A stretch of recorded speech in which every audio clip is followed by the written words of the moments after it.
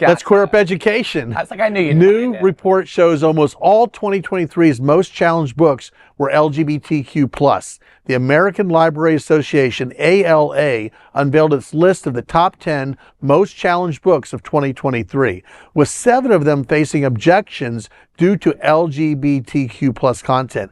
ALA President Emily Drabinski highlighted that pressure groups are increasingly targeting books featuring LGBTQ+ individuals and people of color, which is evident in the list of the most challenged books from the last year.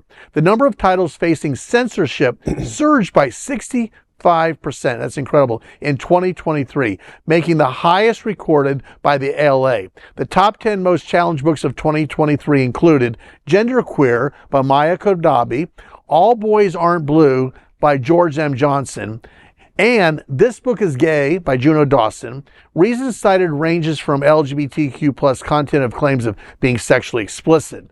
Other titles on the list included The Perks of Being a Wallflower by Stephen Chbosky, Flamer by Mike Curato, and The Bluest Eye by Toni Morrison, Tricks by Ellen Hopkins, Me and Earl and the Dying Girl by Jesse Andrews, Let's Talk About It by Erika Moen, and Matthew Nolan and Sold by Patricia McCormick.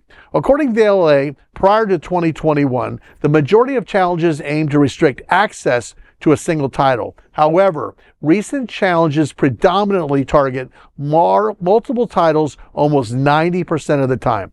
ALA believes this is due to the so-called parents' right movement and anti-LGBTQ+ groups like Moms for Liberty. The report concluded that the overwhelming majority of challenged books in America in 2023 had LGBTQ themes. Well, what can I say about that? I mean, it's just, to me, we are 100% in a backward slide to all of the amazing works that we had for free speech to allow, I think for 20 years, we had the ability to write the books we wanted to write, to share the stories we wanted to share, get the documentaries out there that we wanted to get out there. And, you know, people that weren't interested in that or weren't for it or didn't believe in it, they kind of just looked the other way. And they just kind of kept going on with their life. But over the past 5 years, there's been this movement in this country where people have come out of the woodwork who are expressing themselves in such a prominent kind of way. And that's because our political cycle has gotten so disrespectful to each other on both sides. And there have been so many lies told and so many lies have been doubled down on where you just know it's not true. And I don't want to mention names. We all know where it's coming from. And we know where a lot of it stems from. And I think that there is a movement in this country today where people can just get up and just say, I don't like it, I'm not going to stand for it. And I mean millions of people who just kind of just went and ran their own race in life, had their own path in life, are now jumping all over the place, and they're coming out against these kind of books and bringing notice to books that, quite frankly, have a place in this country and have a place around the world. The sad part is that so many of the book bans are, or so many of the books that are questioned are brought to the attention of people by folks who don't have kids in school, right, who don't have, they have no skin in the game, as it were, but they want that book banned because it's on a list that they got from someone else that says, you know, they talk about gay shit. And I think 5-10 years ago, those people would have just stayed in their lane and not worried about it. But now they're empowered to go have this big voice about something that has no impact to their life whatsoever. Wait till they have a gay grandkid. Wait till their daughter has a son that comes out, star football player, and he's gay. Mm-hmm. They'll change their tune then.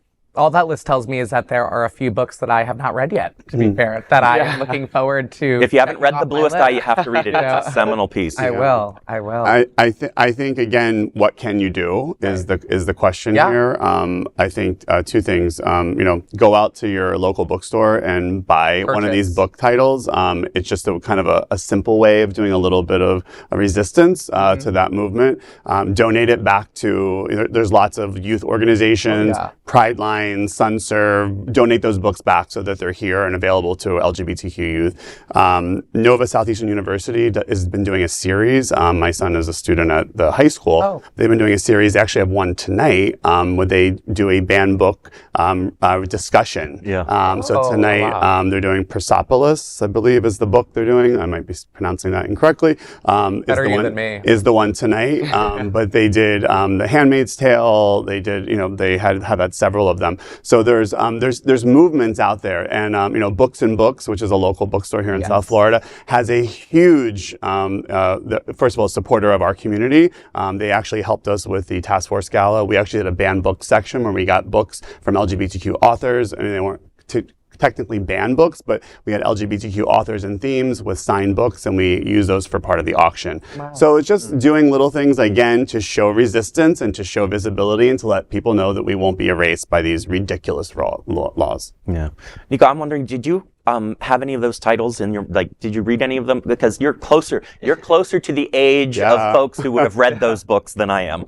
Yeah, definitely. The Perks of Being a Wallflower was one of them, and I absolutely loved the book. I also watched the movie, and it was great. I was like, I was in high school, and I read it from front to cover to back, and say if I wasn't allowed to read it and people, parents are gatekeeping it and the school system was gatekeeping it, I don't think I would have had so much love for the characters and the stories and self-expression with the LGBTQ storyline. So it empowered you, right? It empowers you as a young person to do more, I hope, right? Yeah, and I feel as if it was like a moment where I could see myself in the stories versus trying to figure it out on my own. Yeah, and what is the blueprint. There's no other blueprints for